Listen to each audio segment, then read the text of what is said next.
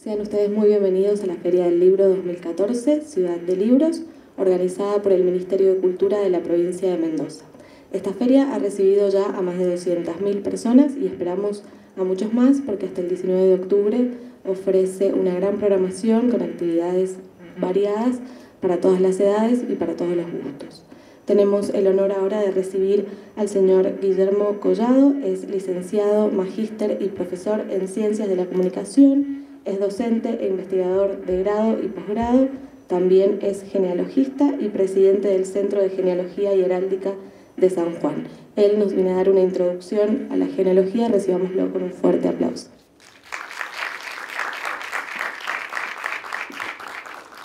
Gracias, buenas tardes o buenas noches ya. En primer lugar, agradezco la invitación que me formulara el señor subsecretario de Gestión Cultural de la provincia, Fabricio Sentorbi. La genealogía es mi hobby, no es mi profesión, como acaba de decir la locutora. Así es que he tratado de aportar a la genealogía algunos conocimientos que he adquirido en mi profesión de comunicólogo o comunicador social. Por empezar, la genealogía es una parte de la historia que estudia las familias, o es una disciplina científica que estudia al hombre desde el punto de vista de su filiación. Hay varias disciplinas a las cuales la genealogía aporta. Por ejemplo, a la historia o a la sociología, para explicar determinados procesos por los cuales ciertos personajes acceden al poder y se mantienen en el poder.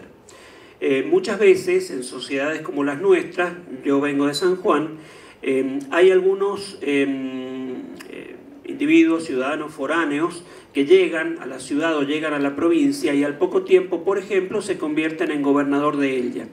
Entonces uno muchas veces no se explica cuál es la razón por la cual esta persona subió al poder y cuál es la razón por la cual esta persona se mantuvo en el poder. Por ejemplo, poder económico o poder político. Y muchas veces a esa explicación la encontramos en la red de relaciones interpersonales que tejen en esa sociedad.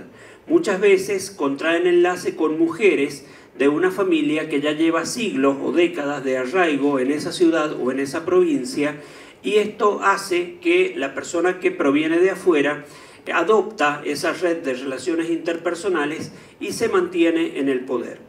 Esto ayuda a explicar las causas o consecuencias de determinados procesos históricos, sociales e incluso políticos. También ayuda a la economía en el sentido de que explica cómo se amasan, o ayuda a explicar cómo se amasan determinadas fortunas, cómo se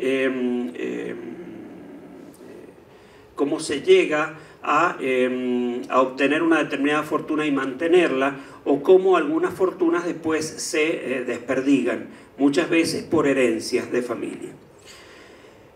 A veces se construyen riquezas por herencia y a veces se diluyen también por herencia.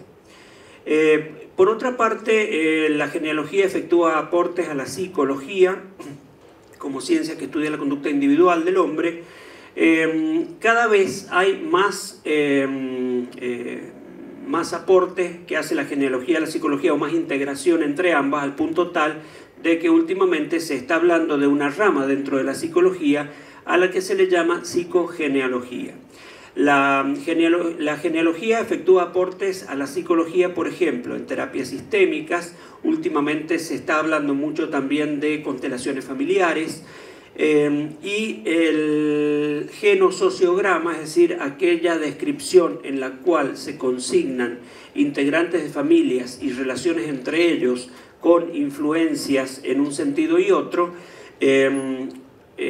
proviene de un aporte o una ayuda, una contribución que hace la psicología a la genealogía. Voy a referirme en un punto específico a este tema porque da para una ampliación. La genealogía también aporta al derecho en materia sucesoria, es decir, saber quién tiene derecho a acceder a esta herencia o no. Aporta a la antropología para evitar una norma que un antropólogo estructuralista francés, Claude Lévi-Strauss, señaló como la única norma que todas las culturas comparten, que es la prohibición del incesto. Todas las culturas tienen esta norma de prohibir el incesto, es decir, las relaciones sexuales de padre e hija, madre e hijo o entre hermanos. Y la genealogía contribuye a evitar, mejor dicho, contribuye a cumplir con esa norma o a evitar el incesto.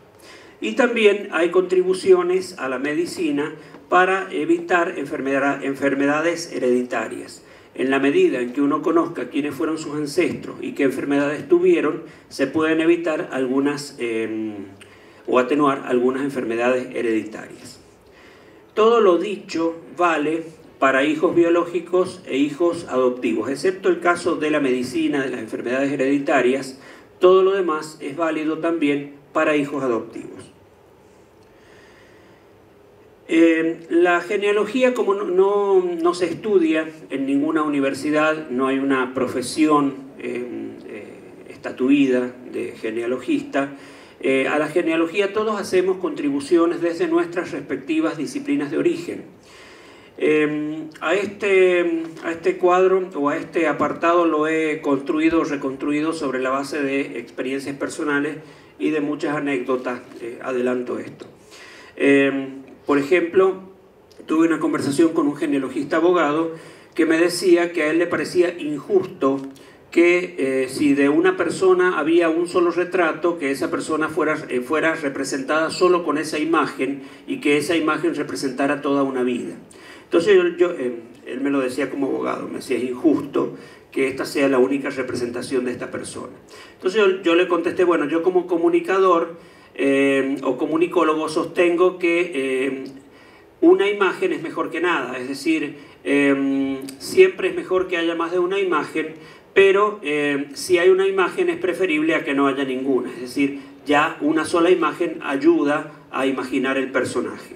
Después tuve oportunidad de interactuar con una genealogista que es artista visual, que también me dijo que para ella una forma de representar es no solo a través de la palabra oral o escrita, sino también a través de la imagen. Entonces, si nosotros vamos a representar una familia, la imagen ayuda bastante. Sobre todo si tenemos imágenes, por ejemplo, una sucesión de retratos en una familia, ayuda a marcar ciertas continuidades o rupturas en determinados rasgos, en determinadas características, etc. Otro ítem que señalo ahí es actividad bancaria. Para introducir otra anécdota, tuve la oportunidad de conocer a un genealogista aficionado en San Juan, un hombre mayor, jubilado bancario, que lo conocí en los archivos y se había hecho un talonario de formularios para llenar con los datos de la gente cuya información iba tomando, es decir, partidas de bautismo o nacimiento, partidas de matrimonio, partidas de defunción. Entonces tenía un formulario hecho y iba poniendo los nombres del padre, el nombre de la madre, lugar y fecha y demás. O sea, sistematizó de ese modo la información que iba captando, y para esto aplicó un saber hacer que había adquirido durante su desempeño laboral o profesional. Un genealogista contador me dijo, como yo soy contador, a mí las cuentas me tienen que dar iguales, las sumas me tienen que dar iguales, entonces cuando hay dos o más documentos que digan lo mismo, para mí el dato es corroborable. Después, por ejemplo, un genealogista ingeniero, fallecido ayer casualmente, acudió a una reunión del Centro de Genealogía y Heráldica de San Juan que presido, muy interesado en saber cuál era el programa de computación más específico para usar en genealogía. Después hay genealogistas administradoras de empresas que aplican a la genealogía un programa de computación propio de la administración que se llama Visio con B corta y con S, que es para hacer organigramas. Es decir, cada uno pone algo de sí en esto y cada uno hace un aporte desde su propia profesión o desde su propia ocupación. Con respecto a la necesidad de efectuar estudios genealógicos, ha habido, desde mi punto de vista personal, como distintos momentos a lo largo de la historia de nuestro país. Con la crisis del 30, después de la crisis del 30, que fue una crisis económica pero también social y con consecuencias políticas, surge el Instituto Argentino de Ciencias Genealógicas en Buenos Aires y surgen los primeros estudios científicos o los primeros estudios sistemáticos de genealogía en distintos puntos del país. Hay una obra emblemática a nivel nacional que hoy está a la cual hoy se le han encontrado muchísimos errores, pero que marcó un hito, que fue el nobiliario del antiguo Virreinato del Río de la Plata de Carlos Calvo, que acá en Mendoza lo pueden encontrar en la Biblioteca San Martín y en la Biblioteca de la Facultad de Filosofía y Letras de la Universidad Nacional de Cuyo. Surgió otra obra sobre familias del noroeste argentino que se llama Linajes del Tucumán. Se refiere a toda la región del Tucumán, es decir, el noroeste argentino, no solo la provincia de Tucumán, escrito por Arturo Lascano Colodrero, que acá en Mendoza está en la Biblioteca Central de la Universidad Nacional de Cuyo. Y en Cuyo y en Mendoza particularmente una obra emblemática que es Genealogías de Cuyo de Fernando Morales Guiñazú, donde aparecen varias de las familias de más antiguo arraigo en esta provincia, incluida otras provincias de Cuyo como San Juan. Con el Cordobazo, la revolución político obrero estudiantil que hubo en Córdoba a fines de la década del 60, probablemente haya influido en la creación del Centro de Estudios Genealógicos y Heráldicos de Córdoba, que data de 1972. Lo que quiero decir con esto es que cada vez que se produce una crisis de esta índole, esto lleva a preguntarnos. La crisis implica esto, que se pone en duda algo que se había dado por sentado durante mucho tiempo. Entonces, sectores sociales que probablemente hayan tenido muy bien sentadas algunas bases, se preguntan si estábamos también, desde un determinado punto de vista, ¿por qué hemos llegado a estar así? ¿O por qué ha pasado esto? Y hay como una necesidad de recuperar, simbólicamente al menos, algo de lo que se perdió con la crisis. Todas estas crisis llevan a la creación de institutos y centros genealógicos y también a emitir publicaciones con este contenido. Después, por ejemplo, la guerrilla de las décadas del 60 y 70, la represión posguerrilla de la década del 70, la recuperación democrática y algunos primeros descontentos después de la primera recuperación democrática, como por ejemplo la hiperinflación o el hiperdesempleo, también pudieron haber sido causa de creación de algunas otras instituciones, por ejemplo, el Centro de Tucumán, el Centro de Corrientes, que se crearon ya a fines de la década del 80. Y por último, la crisis del 2001, de la cual todos los acá presentes seguramente hemos de tener memoria en mayor o menor grado, influyó notoriamente para que se crearan institutos y centros genealógicos en distintos puntos del país, entre ellos el nuestro de San Juan, que data de 2004. El de Mendoza también es posterior a esa fecha, y para la época se crearon centros en Rosario, Santa Fe, en Catamarca, en Sañogasta, La Rioja, en Santiago del Estero, en Entre Ríos. Es decir, la crisis del 2001 también influyó en la creación de este tipo de instituciones. Con respecto al tipo de trabajos genealógicos que pueden encontrar o que pueden hacer, el más común, el más conocido es el que se conoce como ascendencia, que es el típico árbol genealógico, vulgarmente llamado así, que la mayoría de nosotros hace o intenta hacer, o cuando vemos a alguno o alguna persona haciéndolo, es lo que se suele hacer. Es decir, yo hago un árbol en cuya base me ubico y voy anotando para arriba mis ancestros, padres, abuelos, bisabuelos, tatarabuelos, entonces el árbol se va ensanchando hacia arriba. Hay distintas formas de hacerlo. otras formas son a partir de un matrimonio, los hijos, porque si yo lo hago solo mío, no se consignan los hermanos, no se consignan muchos colaterales, solo consigno ancestro. Hay distintas formas de hacerlo para dar lugar a toda la información que uno desee incluir. Hay otro tipo de trabajo genealógico que es el que se conoce como descendencia, en el cual se consigna el nombre del fundador de una familia en un lugar y a partir de allí todos los descendientes. El fundador de esa familia es lo que se conoce con el nombre de genearca, o sea, el patriarca de una genealogía.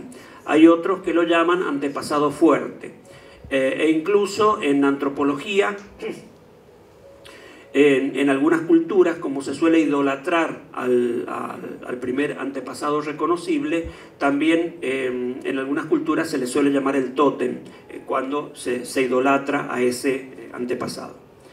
En Hispanoamérica, en nuestros países, cuando se confeccionan genealogías de familias de origen europeo, por ejemplo español, italiano, portugués, etc., generalmente uno parte del genearca, que es la primera persona que llega de Europa a América y funda una familia y deja descendencia. A esa persona se le llama genearca. Pero si hiciéramos genealogía de pueblos originarios, esto ya lo va a explicar mejor Luis César, entiendo yo que el genearca es el primer antepasado reconocible, digamos, el primero que encontramos, porque nuestras culturas, las culturas originarias que existieron en el hoy territorio nacional argentino, eran culturas ágrafas. Es decir, no tenían escritura y no se conocen registros de datos genealógicos hasta la llegada de los españoles. Sí los tuvieron en otras culturas originarias, por ejemplo, sí tuvieron registros. Los aztecas tenían el calendario solar, los mayas tenían una escritura pictográfica, los incas tenían los quipus, pero en las culturas originarias del actual territorio nacional argentino no teníamos este tipo de registros y aparecen recién a partir de la llegada de los españoles. Cuando, por ejemplo, en Perú, que se han reconstruido las dinastías incaicas hasta unas décadas antes o unos años antes de la llegada de los españoles, se hizo porque cronistas españoles tomaron datos, entrevistaron, relevaron información de informantes claves de la cultura incaica. De esa manera se reconstruyó. Otro tipo de trabajo genealógico es el de linaje. En el linaje se trata de establecer una relación de parentesco entre un antepasado de una determinada generación y un descendiente de varias generaciones después. Por ejemplo, decir, cuando fulano dice yo desciendo de fulano de tal, yo desciendo de tal gobernador de Mendoza, supongamos, o yo desciendo del fundador de Mendoza o de tal vecino fundador de Mendoza. Cuando yo hago solo esa línea, desde esa persona hasta mí, o qué sé yo, mi papá o mi abuelo descendía de fulano, si hago la línea desde ese personaje hasta el personaje más reciente que me interese, eso se conoce como linaje.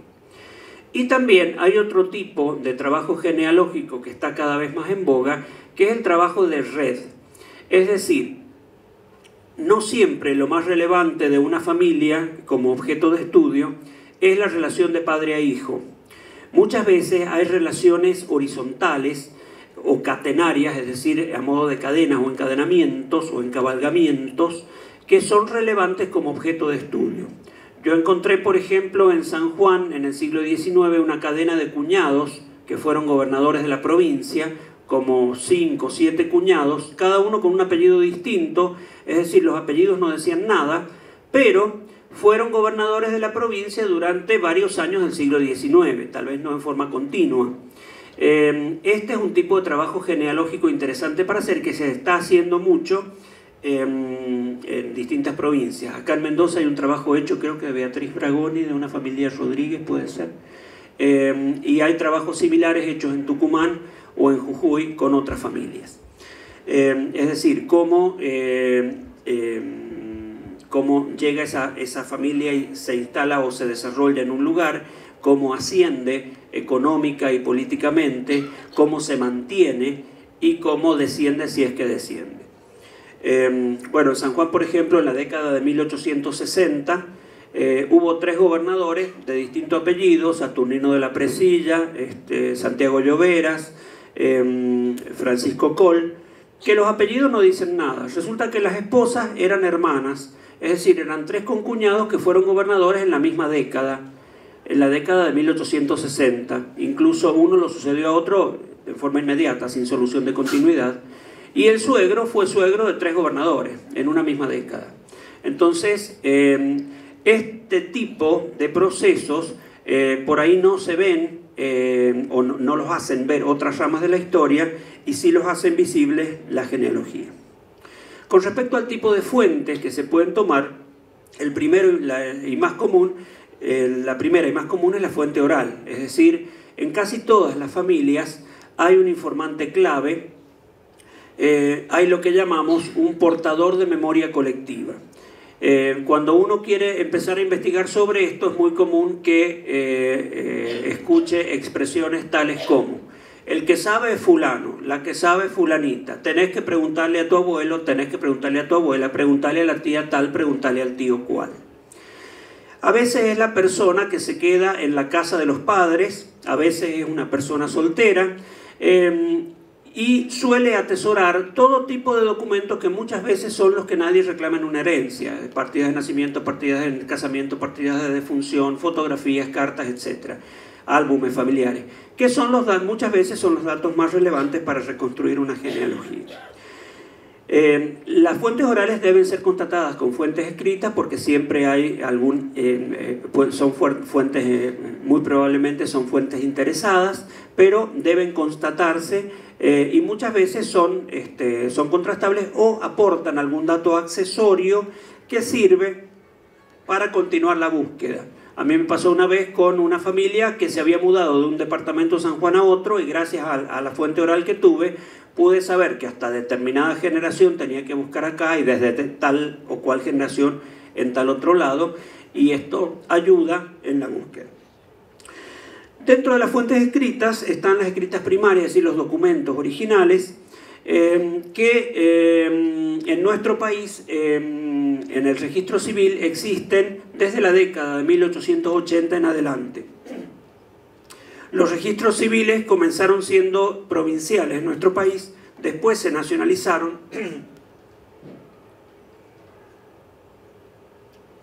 y antes de la década de 1880,